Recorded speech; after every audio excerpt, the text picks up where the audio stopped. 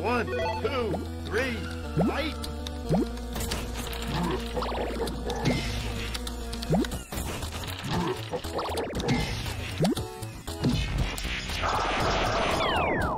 You win!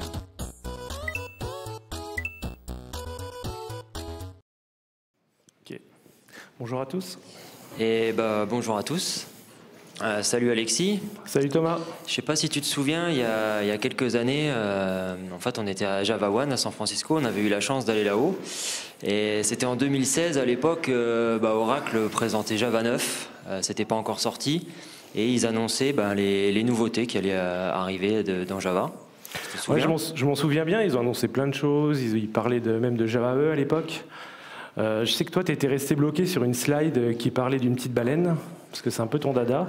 Ouais, effectivement, Docker, c'est mon truc. Donc à l'époque, en fait, ils annonçaient une meilleure compatibilité de Java dans les conteneurs. Et déjà à l'époque, Docker explosait, donc je trouvais que c'était quand même super intéressant.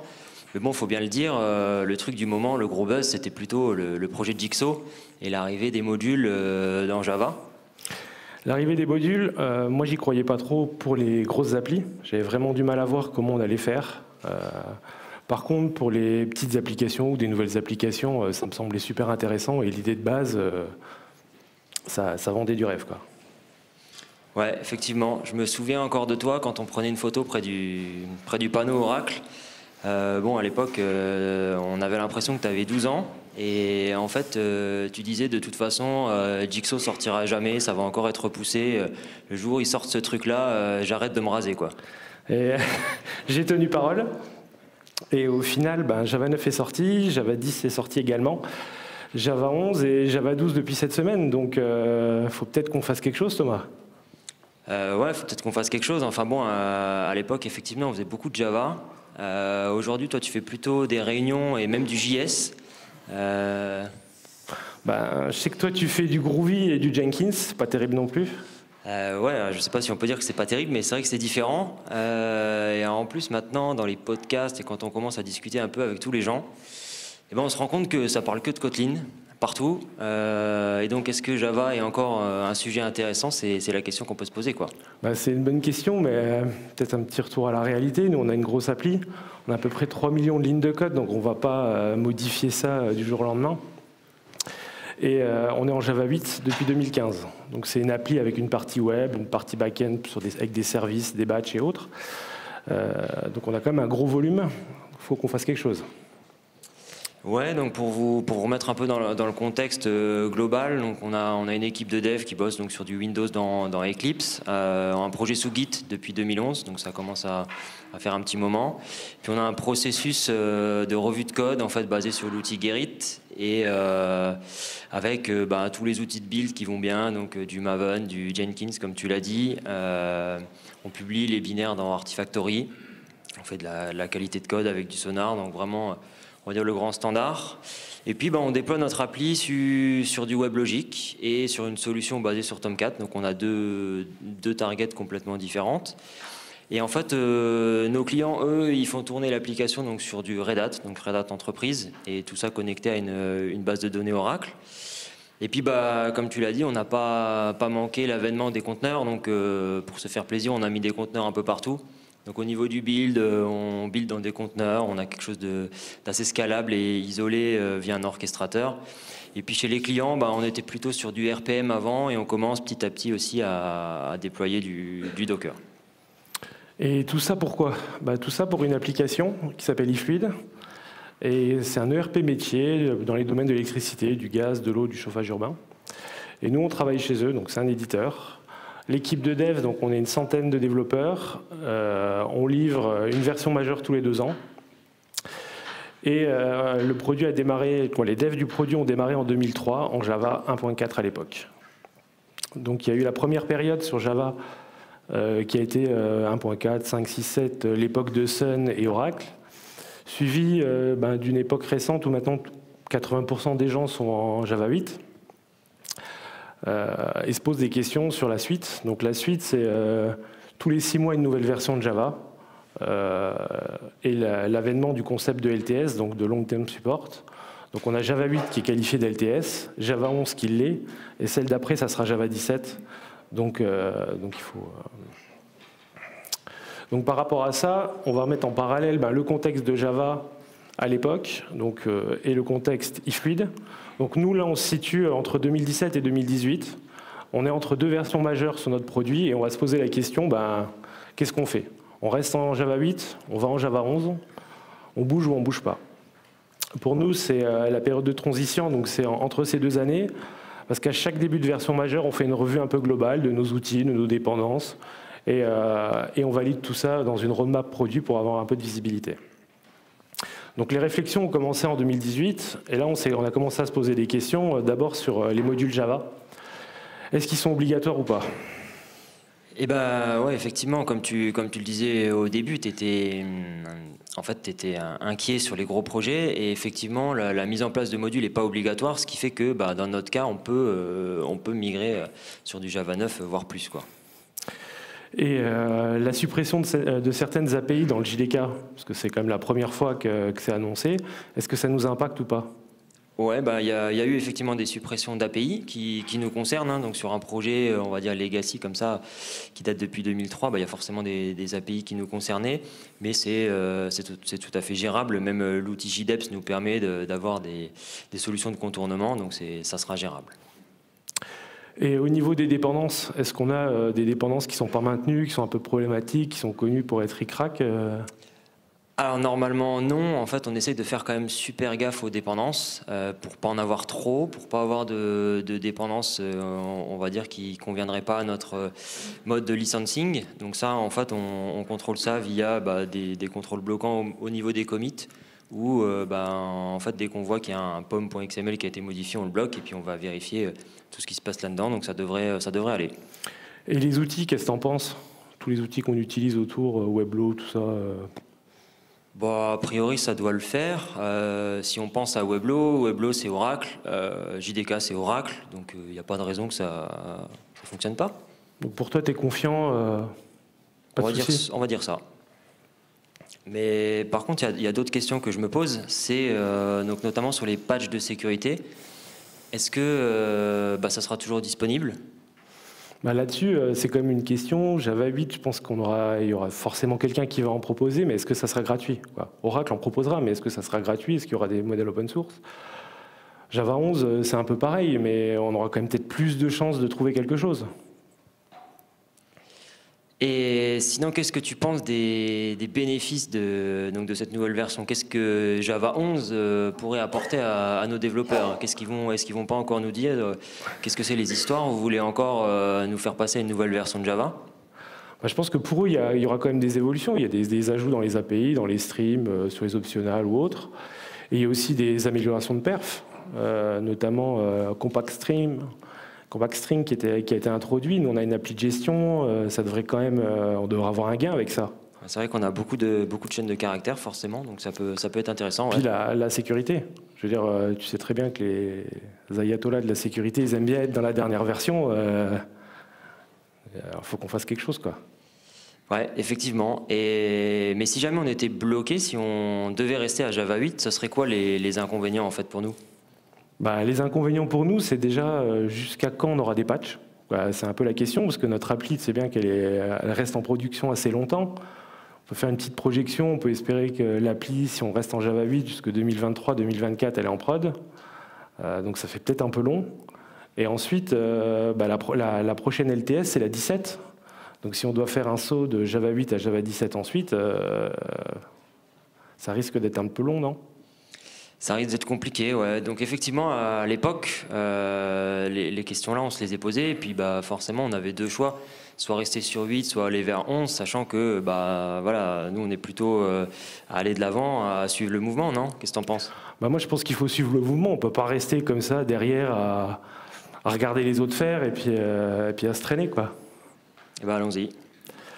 Donc on y va, donc on a eu une approche, donc là on était l'année dernière, donc on était en 2018, en début d'année, l'approche qu'on a choisie c'est d'y aller progressivement. Donc on a fait d'abord un premier saut dès le mois de mars où on est passé de Java 8 à Java 10, Et ensuite, on a fait un deuxième saut en Java 11, donc en septembre. Dès que Java 11 est sorti, on a fait le saut entre Java 10 et Java 11. Donc on a choisi d'y aller progressivement, histoire de découvrir les problèmes au plus tôt là-dessus.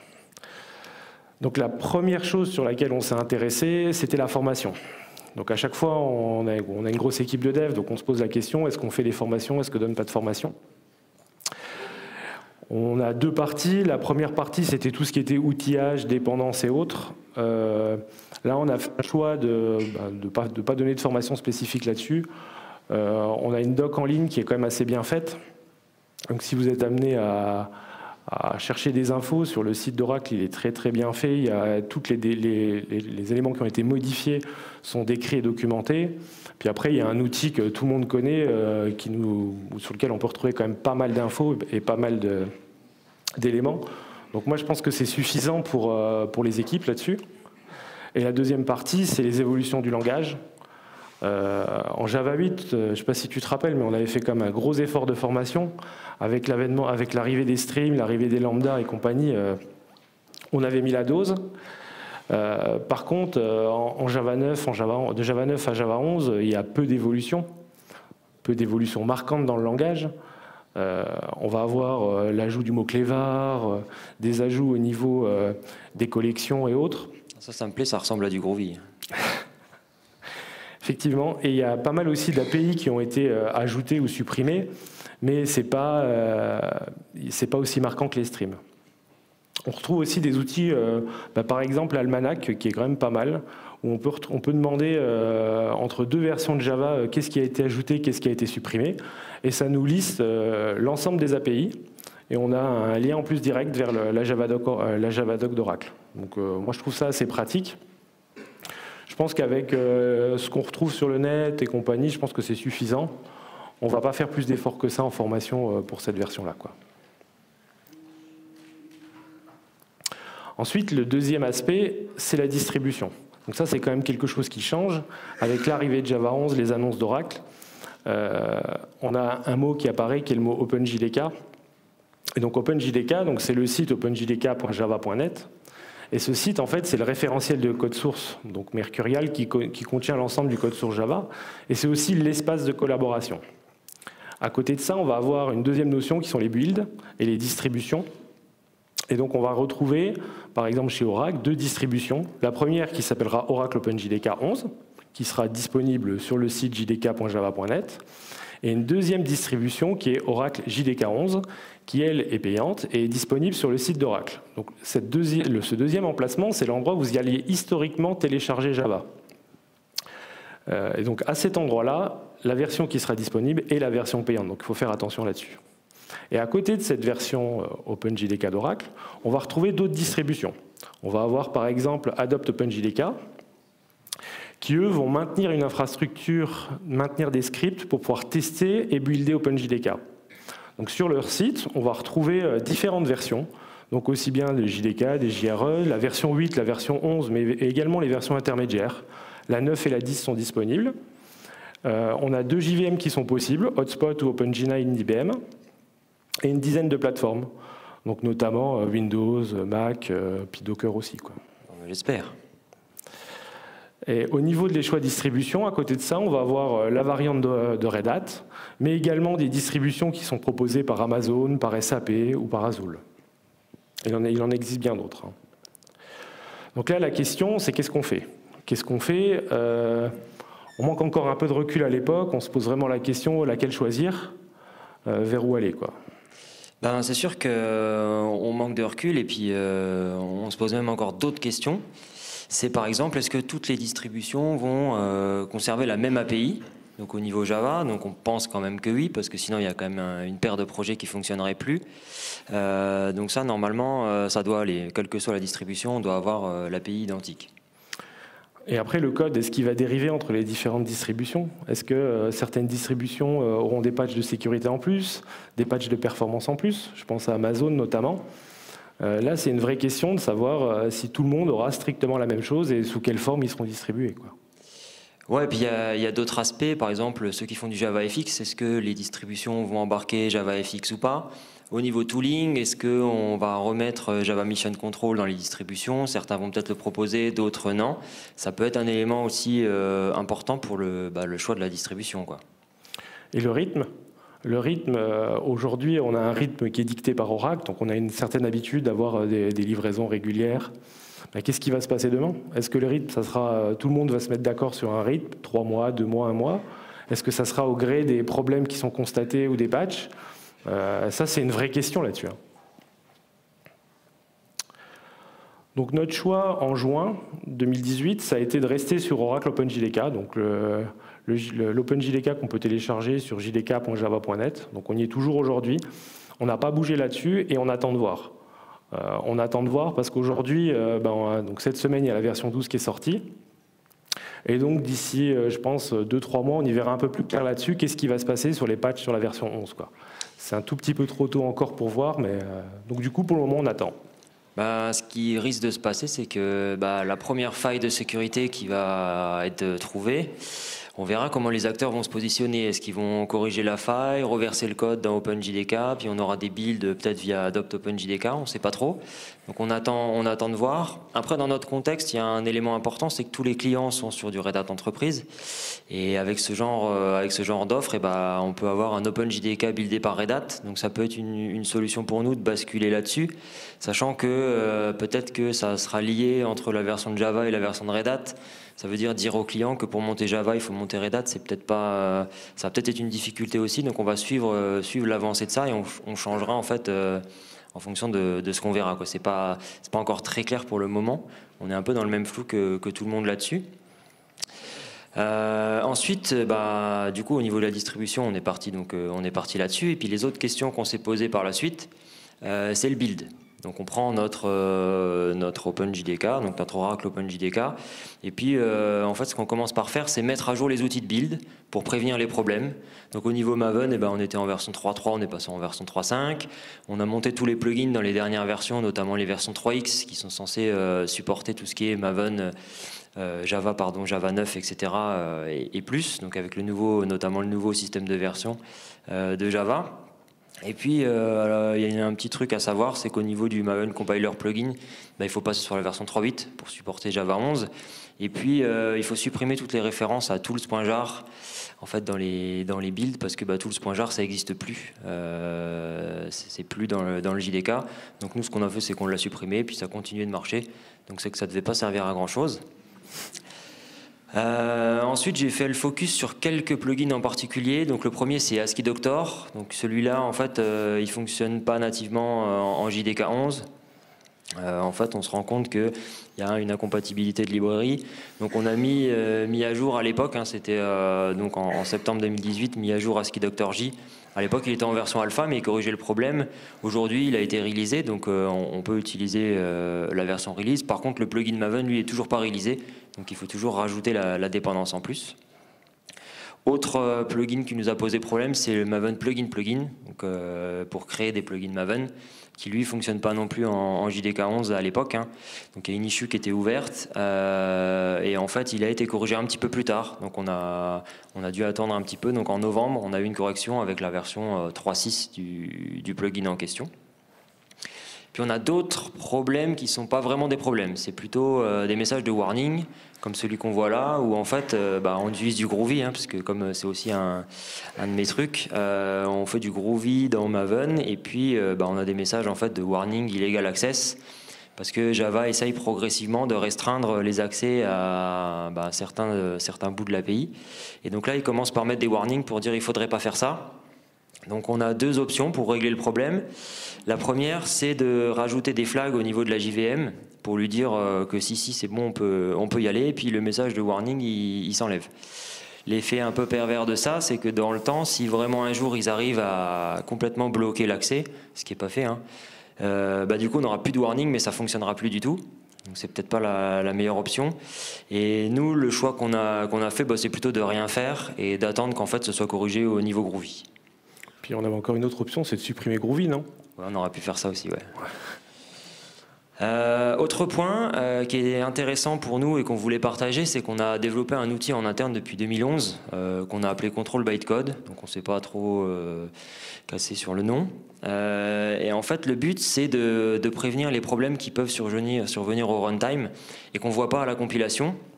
Donc typiquement, en fait, avoir un ensemble de dépendances, donc au niveau Maven avec les dépendances transitives, etc., qui n'est pas complet, où en fait, il nous manque des dépendances. Donc nous, on a été, on va dire, confiants, on s'est basé sur le fait que les tiers allaient donner ce qu'il faut au niveau des dépendances transitives, mais des fois, c'est pas le cas, et des fois, il manque des bouts. Donc typiquement, le premier cas d'utilisation, on va essayer de contrôler la présence de toutes les méthodes, en fait, au niveau de notre application. Donc on va, dans un fichier YAML, déclarer notre application et les dépendances qu'on veut scanner. Il va essayer d'aller chercher si toutes les méthodes que nous on appelle, elles sont présentes dans les librairies. Et pour ça, il est obligé d'instancier les classes. Et des fois, il n'y arrive pas. Donc c'est le message qu'on a là en gras, où en fait, il nous manque un bout de Spring au niveau des tests. Et on s'en était pas rendu compte dans le graphe de dépendance et tout compilé correctement. Donc là, c'est une erreur potentielle qu'on aurait au runtime qui nous a détecté. Donc là, c'est dans la partie test, mais il peut aussi nous le découvrir dans la partie code métier s'il nous manque un bout de dépendance. Donc c'est assez intéressant. Et le deuxième cas d'utilisation, c'est pour les classes en doublon. Donc on essaie de faire en sorte d'avoir aucune classe en doublon, donc même nom de classe dans 2 jars différentes. Et typiquement, c'est ce qui peut arriver. Donc le premier cas qu'on montre ici, c'est des dépendances à nous, donc c'est des jars qu'on développe nous. Et en fait, là, on voit que le refactoring n'a pas été fait jusqu'au bout, puisque on a 2 fois la même classe dans 2 jars différents. Donc c'est un problème, surtout si le contenu de la classe il vient à changer. Avec le jeu du ClassPass, ça va générer des erreurs aléatoires, ça va être sympa. Et le deuxième cas qui arrive le plus souvent, on va dire, c'est d'avoir 2 dépendances, mais dans des versions différentes. Donc ça, c'est le truc assez cool. Et en fait, cet outil va permettre de le détecter assez tôt et on va pouvoir régler le problème assez en amont dans notre processus de mise à jour des dépendances, quoi. Et donc, ce que tu dis pas, c'est qu'il y a aussi un fichier, en fait, dans lequel on peut configurer des exclusions si certains cas sont valides, quoi. Ouais, c'est sûr que quand on a beaucoup de dépendances, on va quand même avoir besoin de filtrer un moment parce qu'il y a des choses, on sait que c'est normal que ça ne s'instancie pas. Ce que j'ai pas dit aussi, c'est que du coup, on a 1000 codes sous GitHub, donc si vous voulez aller jeter un œil, vous pouvez sur le compte eFluid aller voir ce que ça vaut et puis nous faire des retours. Après les outils, donc les librairies, au niveau des librairies, donc on a la première librairie sur laquelle on a dû intervenir, c'était Jaxby. Jaxby, il est historiquement dans le JDK. Et depuis cette version-là, donc il ne l'est plus. Donc là, c'est un ajout de dépendance, donc rien de bien grave. La deuxième bibliothèque sur laquelle on a dû intervenir, c'est CXF. Donc CXF, on l'utilise pour toute notre couche de service, aussi bien la partie service REST que la partie service SOAP.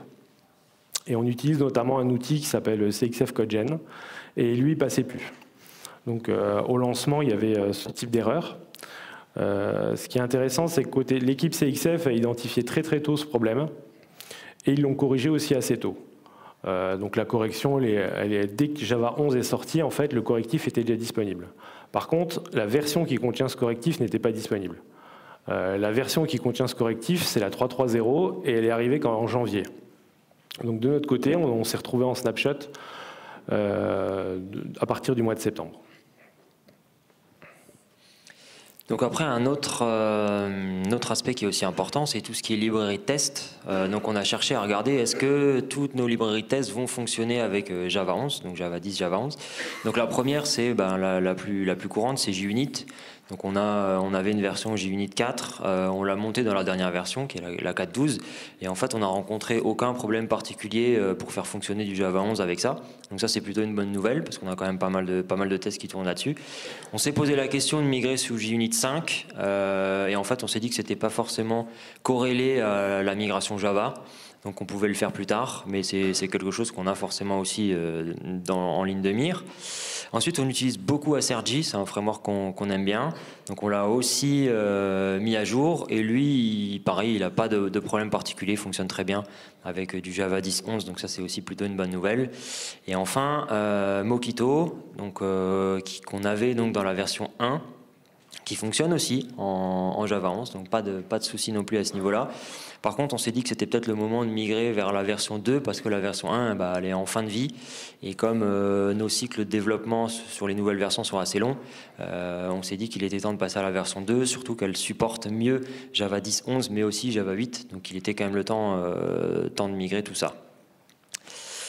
Par contre, on a des librairies un peu plus exotiques, genre PowerMock, et là, c'est pas la même histoire. Donc en fait, quand on a essayé de faire tourner du Java 10, 11 là-dessus, on s'est rendu compte qu'il n'y avait rien qui fonctionnait.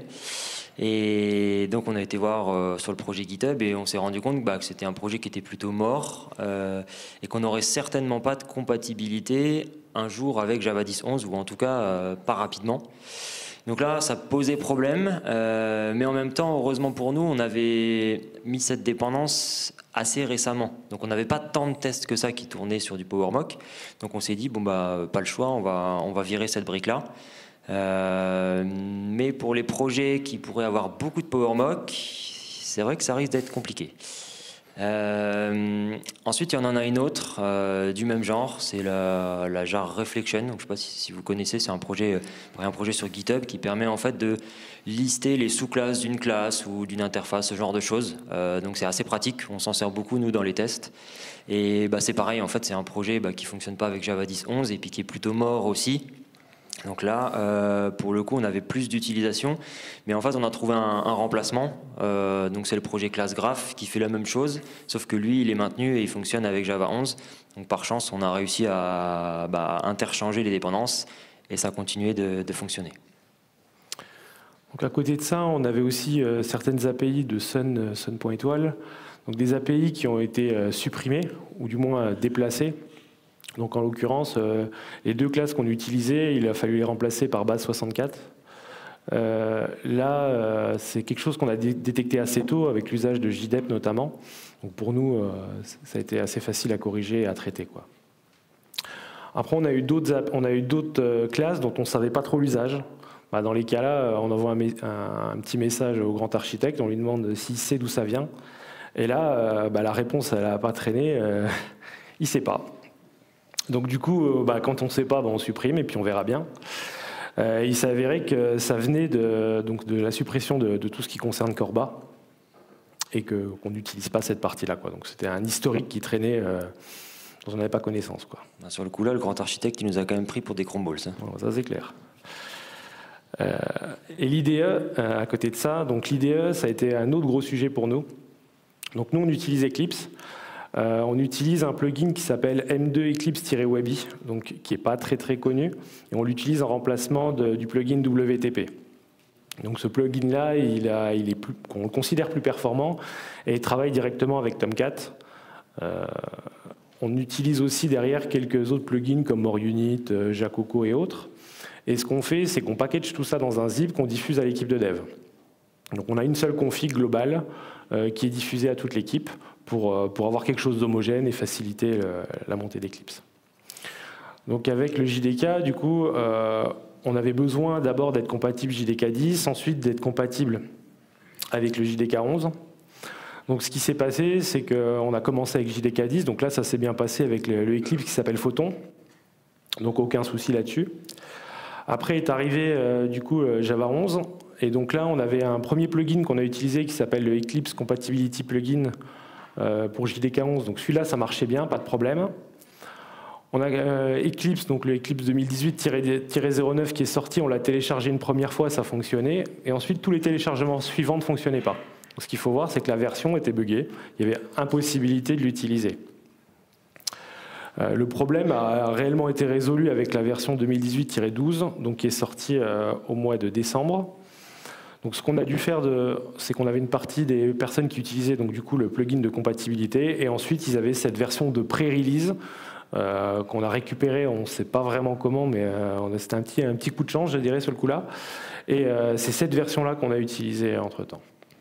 Mais Eclipse, on a eu bien d'autres soucis. C'est pas le seul problème qu'on a avec ça, quoi.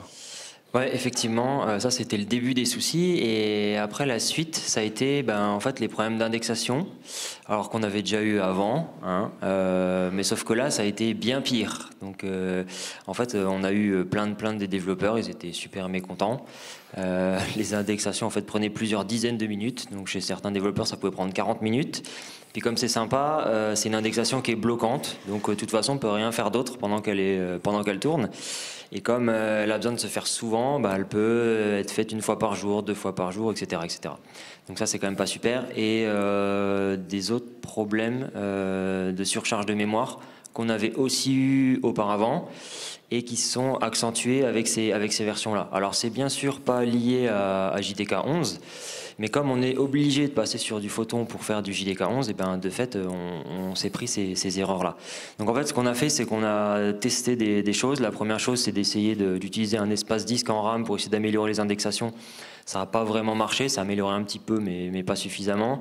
Et puis un jour, il y a un développeur qui en a eu marre, il a pris le code source d'Eclipse, je ne sais pas comment il a fait d'ailleurs, et il a rajouté un cache I/O en fait sur la lecture de toutes les dépendances Maven. Et là, ça a amélioré quand même grandement les choses. On n'était plus qu'à quelques dizaines de secondes pour l'indexation. Donc on va dire qu'on est en cours de soumission de l'idée de ce truc-là. On va voir si un jour Eclipse fait quelque chose à ce niveau-là, quoi. C'est pas garanti. Après, avec Eclipse, on a aussi eu des petits problèmes du genre la classe org w3c.dom.étoile, donc on utilisait un import étoile. L'import étoile, il ne le veut pas. Donc pourquoi il ne le veut pas, on n'en sait rien. Et donc du coup, on a fait une passe globale pour les modifier. On a eu strictement le même problème avec une autre classe, un peu plus récemment. Et ça, c'est des petits soucis, mais l'origine du problème, il est un peu obscur, je dirais. Ouais, dans la suite des problèmes, on utilisait un connecteur pour Build Helper Maven Plugin. Donc un peu comme tout le monde, on déclarait des dossiers en fait de source ou de test en plus dans Maven. Donc nous, on faisait ça pour rajouter des tests d'intégration, un dossier de tests d'intégration. Sauf que le connecteur, il fonctionne plus. Et encore une fois, on tombe sur un projet qui est mort. Donc depuis Photon, ce truc n'est plus maintenu. Donc ça veut dire que côté dev, ils ne pouvaient plus bosser sur tous les tests d'intégration. Donc il y en a quand même beaucoup, c'est quand même un peu fâcheux. Donc là, ce qu'on s'est dit, c'est qu'on allait faire un peu retour arrière, restandardiser le build Maven, repasser sur un seul dossier unique de test, et puis séparer nos tests d'intégration via des règles de nommage. Du coup, ça corrige de fait le souci. Un autre point sur lequel on n'a pas eu de problème cette fois-ci, c'est l'intégration de Sonar dans Eclipse. Donc ça fonctionnait très bien via SonarLint. Par contre, là où on a eu des soucis, mais on s'en est pas rendu compte tout de suite, c'est sur Sonar en lui-même. Donc en fait, ce qu'on fait, c'est qu'à chaque fois qu'un développeur pousse du code, on bloque le commit et on analyse en fait ce qui a été modifié de façon incrémentale pour l'envoyer à Sonar et qu'il puisse faire un retour assez rapide aux développeurs. Sauf que en fait on s'en est pas rendu compte, mais ça renvoyait quasiment aucune erreur depuis qu'on avait migré en Java 10. Donc les développeurs se sont bien gardés de le dire, hein. Du coup c'était un peu plus sympa. Et quand on s'est rendu compte du problème, on s'est rendu compte que la version de Sonar était beaucoup trop vieille et que du coup il suffisait d'upgrader pour corriger le problème. Donc du coup ils ont refait un peu la tronche. Sinon, autre point aussi qui est important, qu'on a regardé après, c'est tout ce qui est déploiement. Donc, comme je l'ai dit, on déploie la solution sur un Tomcat, et on a appelé ça une solution embedded dans le sens où on va aller tout déployer chez le client. Donc l'application complète, Tomcat, les librairies et même Java et du Maven pour faire de la phase de préinstall. Et le client, lui, il a juste à avoir en fait un Red Hat installé et on vient tout installer dessus. Donc ça marchait bien avec JDK 8 et avec JDK 11 aussi. Tomcat a aucun problème avec ça. Donc ça fonctionnait bien. Et après, on s'est dit maintenant on va faire le boulot sur WebLogic. Donc on a toujours le double boulot à faire entre Tomcat et WebLogic. Et donc à l'époque là, donc on était en juillet-août 2018. On s'est dit on démarre WebLogic, on appuie sur le bouton et puis on voit ce qui se passe. Et en fait, on a vu ce qui s'est passé, c'est qu'en gros, il s'est rien passé. Donc le truc a planté, on va dire, en 10 secondes. On n'avait même pas encore déployé l'appli dedans, on a juste démarré un admin serveur Weblo vide et ça démarrait déjà même pas. Donc dans les cas-là, on a fait quoi au fait ? Dans le doute, déjà on reboot, puis on fait une deuxième tentative, quoi. Cette fois-ci, on croise les doigts et on verra si ça marche mieux, non ? Même résultat, quoi. Ça, c'est bizarre. Blague à part, on était un peu embêtés quand même, hein. Parce que du coup on avait bien avancé dans notre projet de migration vers JDK 11 et puis là presque dernier élément qui nous restait à franchir, WebLogic, ça fonctionne pas. Donc on s'est dit, encore une fois, on va faire un petit coup de Google, on va aller voir ce qu'ils proposent, c'est quand la prochaine version, ce genre de truc. Et en fait, on n'a rien trouvé cette fois-ci. Donc on n'a pas. T'aurais dû faire le gif d'ailleurs. Ouais, on n'a rien trouvé. Et on s'est dit, comme on a un contrat avec Oracle sur WebLogic, etc., on va les contacter directement pour avoir des infos. Et le directeur France nous a dit, le mieux, c'est d'appeler directement les États-Unis, l'équipe technique Weblo, et puis ils vont vous donner des infos. Donc c'est ce qu'on a fait. Et on n'a pas été déçus du coup de téléphone, on va dire. Ils ont commencé en fait par être surpris de la démarche. Pourquoi vous bossez en JDK 10 ? Pourquoi vous essayez de migrer ? C'est quoi le but de la manœuvre ? Ok. Donc là, je passe les détails. On leur a dit non, mais c'est vraiment ça qu'on veut faire. Qu'est-ce que vous pouvez faire pour nous, quoi ? Et en fait, ils nous ont dit que de toute façon, ils feraient rien sur JDK 10 ni 9, puisque c'était pas des LTS, donc Weblo serait jamais compatible avec ce genre de choses. Eux, ils ciblaient vraiment les LTS. Et donc, en fait, Java 11 sortait en septembre, donc ils nous ont dit, dès que Java 11 sort, on va regarder ce qu'il y a dedans, et puis on commencera à bosser dessus pour le rendre compatible. Et donc, peut-être qu'il y aura des early access fin 2018, ou peut-être pas, et un support normalement prévu mi-2019, donc en juin. Donc on n'y est toujours pas, donc je ne sais pas au final si ça a été fait ou pas. Et eux nous ont donné aucune garantie sur ce sujet-là. Donc on était plus qu'embêtés. Là, sur le coup-là, on était un peu trop confiants, quoi. Mais là, la question, c'est quoi faire ? Donc on a soit on fait un retour arrière, on revient à Java 8, on arrête notre projet, et puis ça tombe à l'eau. Soit on attend la version compatible au mois de juin, donc là, on peut croiser les doigts. Soit on en profite pour se séparer de WebLogic. Bon, sachant qu'il y a quand même pour nous un point positif, c'est que donc là, on est sur la phase de dev. La première mise en prod, c'est en 2020, donc pas avant début d'année 2020. Donc on a quand même le temps de voir venir. On n'est peut-être pas obligé de se précipiter, quoi. Sur la partie WebLogic, c'est aussi pour nous une source de difficulté, notamment une source de divergence entre le dev et la prod. Toute l'équipe de dev est sous Tomcat et les WebLogic, on l'utilise surtout dans les phases de test et de prod, mais en dev, on ne l'a pas. Donc en dev, c'est uniquement quand on a des soucis. Et ce qu'on peut voir aussi, c'est qu'on a un fichier sous WebLogic qui s'appelle weblogicapplication.xml, dans lequel on lui déclare que, en gros, toutes les dépendances qu'il faut privilégier, c'est celles qui viennent de notre projet. Donc on n'utilise pas très peu, en fait, les dépendances embarquées dans le serveur d'application, parce que nous, on n'est pas lié à Weblo, on est lié à aucun serveur d'appli, en fait. On amène tout ce qu'il faut pour le faire tourner, quoi. Et à côté de ça, à cette époque-là, on avait aussi à disposition une étude détaillée sur notre adhérence à Weblo. Donc on avait fait ça en 2017. Et là, ça nous montrait qu'on avait des manques sur certains aspects, sur l'aspect sécurité, sur la façon d'exploiter la solution, sur la partie JMS par exemple. On avait un peu de manque parce qu'on avait ces deux types de clients différents qui utilisent la solution Embedded et la solution Weblo, et il n'y a pas les mêmes besoins. On n'avait jamais fait l'effort parce qu'on n'avait pas les besoins. Ouais, par contre, c'est vrai que tout ce qu'on n'avait pas fait en embedded, ça peut intéresser les clients quand même. Tout ce qui est sécurité, au final, ça intéresse tout le monde. Et puis on avait aussi un retard, on va dire, sur la partie exploitation. Donc on s'est dit, si on fait ce chantier en place, ça nous aide parce que nous, de toute façon, sinon on ne peut pas migrer à Java 11, mais en même temps, ça va aider le produit puisqu'on va rajouter des fonctionnalités dans le socle principal, donc basé sur Tomcat. Donc c'était quand même pour nous une bonne opportunité aussi de faire ça. Donc c'est ce qu'on a fait. On a complété la solution en fait donc dès la fin de l'année 2018. Donc c'est assez récent. On a entamé tous les travaux. Donc on a listé tout ce qu'il fallait faire et puis on a commencé à entamer tous les travaux pour se séparer de WebLogic, en se disant toujours on a quand même un plan B. Si jamais on n'arrive pas au bout, peut-être qu'un jour Weblo sortira une version compatible et il sera toujours temps de se remettre dessus, même si c'est clairement pas ce qu'on a envie de faire. Ce que tu peux préciser, c'est qu'aujourd'hui, donc les travaux sont engagés, ils sont bien engagés. On est plutôt confiant sur la tenue des échéances là-dessus, quoi. Ouais, c'est ça. Et puis, pour aller plus loin, on a engagé des travaux sur WebLogic, mais on s'est même dit qu'on allait engager des travaux sur du Java+, donc Java 11+, en se disant, là, on avait peut-être pas assez préparé le chantier. Donc là, cette fois-ci, pour Java 17, on va le préparer dès aujourd'hui. Et en fait, ce qu'on a fait, c'est qu'on a mis en place, le premier truc, c'est de mettre en place des règles de développement au niveau de l'équipe de dev, donc faire un peu d'évangélisme, notamment par rapport aux modules. Donc les modules, on l'a dit, on n'a pas pu le mettre en place, etc., etc. Mais c'est quand même quelque chose qui nous intéresse, quelque chose qu'on trouve important, tout ce qui est modularité, au-delà des modules dans Java, mais la modularité en elle-même. Donc en fait, ce qu'on a dit aux développeurs, c'est que maintenant, sur tout ce qu'ils allaient faire de nouveau, plus de split package. Vu que c'est quand même le truc, on va dire, le plus bloquant pour nous, pour mettre en place les modules, on en a partout. On s'est dit, déjà, s'ils comprennent ça, déjà dans le futur, on aura moins de problématiques si un jour on veut mettre des modules.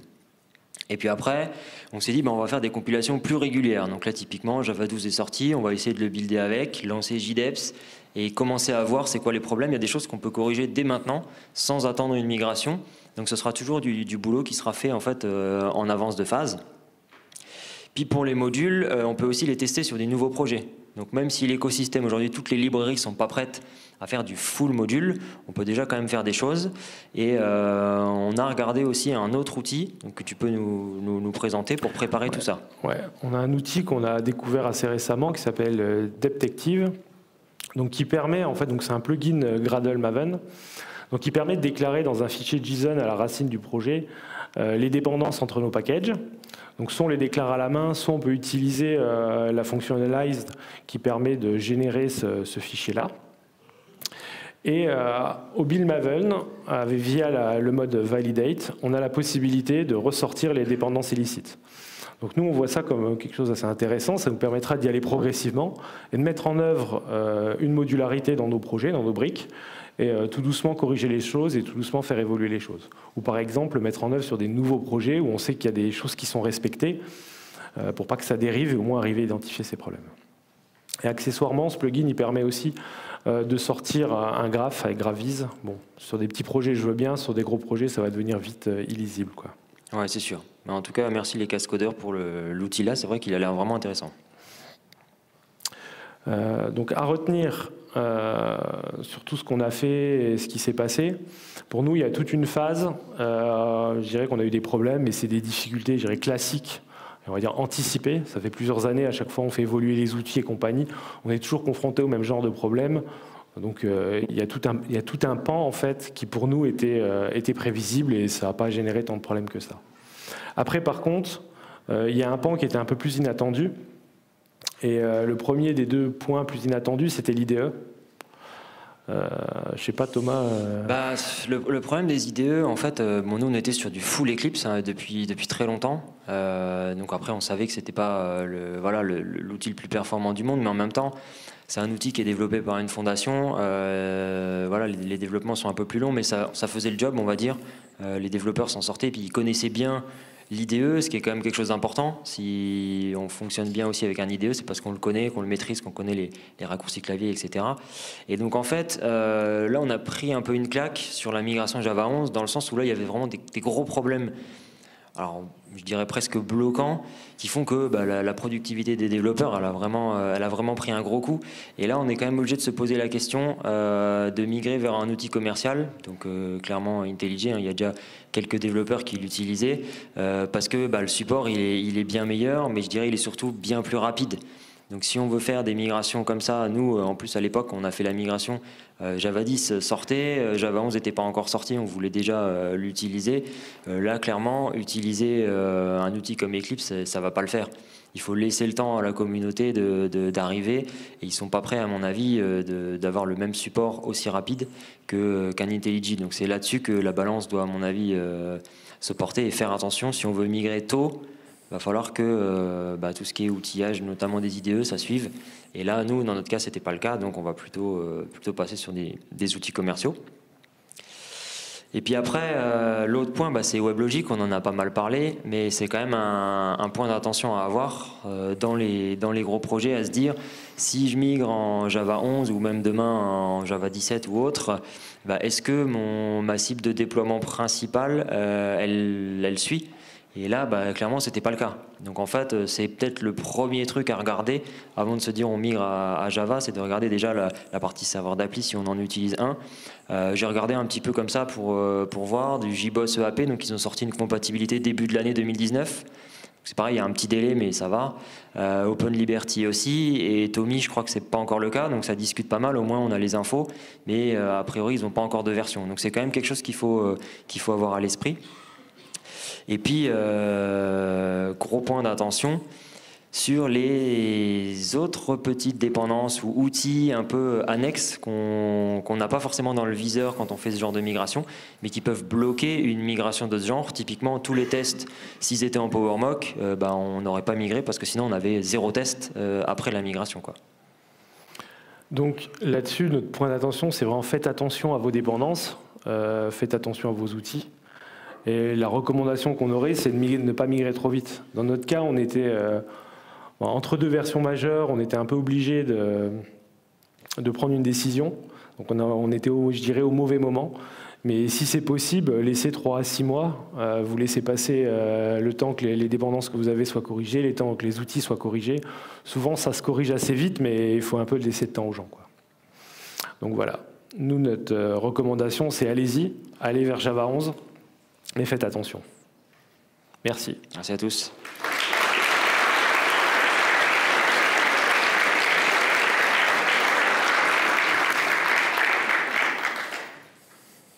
S'il y a des questions. Thomas ? Ouais, vas-y, je te la mets.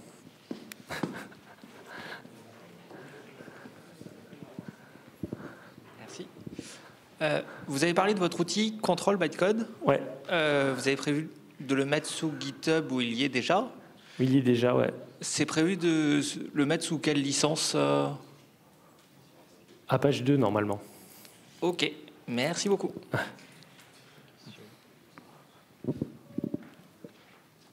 S'il y a d'autres... Vous avez parlé des règles de codage, là, de l'interdiction du split package. Oui. Je ne sais pas ce que c'est. Donc en fait, ton package, donc ton espace de nommage, une jar va avoir un espace de nommage. Tu n'as pas le droit d'avoir 2 jars sur le même espace de nommage. Aujourd'hui, ce qu'on a, c'est qu'on a des composants, des briques d'archi qui sont comme ifluid arc, et on n'a pas le droit d'avoir d'autres classes au même emplacement, en fait. Donc nous, ça c'est quelque chose qui est assez courant, et là, malheureusement, il ne faut plus le faire.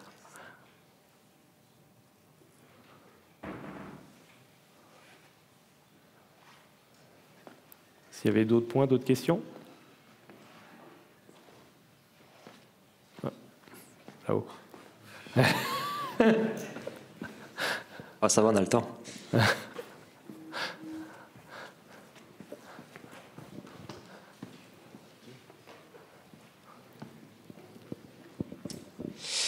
Merci. Alors, disclaimer, je gère un framework open source moi-même. Et en fait, je trouve votre approche assez consumériste en disant, bon, PowerMock, ça gère pas Java 11, on passe à autre chose. En fait, je ne sais pas si vous avez envisagé le fait de contribuer à PowerMock pour le faire migrer vers Java 11, sachant que si vous le faites, en général, JetBrains, il vous donne des licences IntelliJ.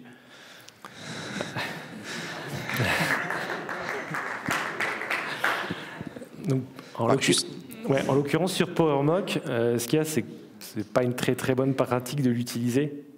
Donc c'est souvent faire des hacks en fait PowerMock. Donc c'est pour ça qu'on a choisi de pas ou faire du test sur les statiques. C'est à peu près que PowerMock qui faisait à l'époque du mock sur les attributs et les méthodes statiques. Et après sur l'aspect contribution, en fait, ce que j'expliquais tout à l'heure, par exemple sur Eclipse, le plugin qu'on parle, la M2 Eclipse, en fait, nous, on contribue juste pour corriger les bugs.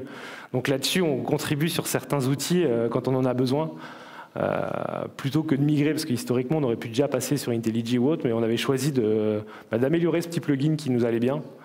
Là, par contre, sur PowerMock, c'était vraiment comment il fonctionne ou les fonctionnalités qu'il met en œuvre qui nous intéressaient plus, en fait.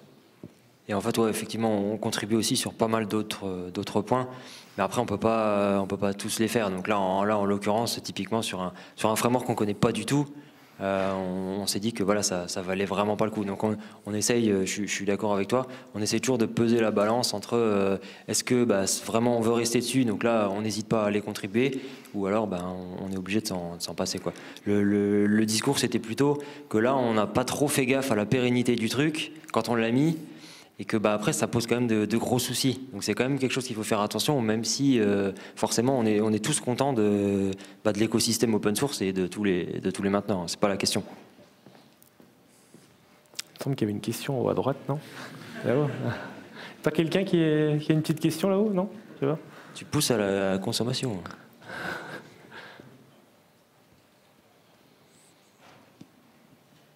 Ok, merci à tous. Merci à tous.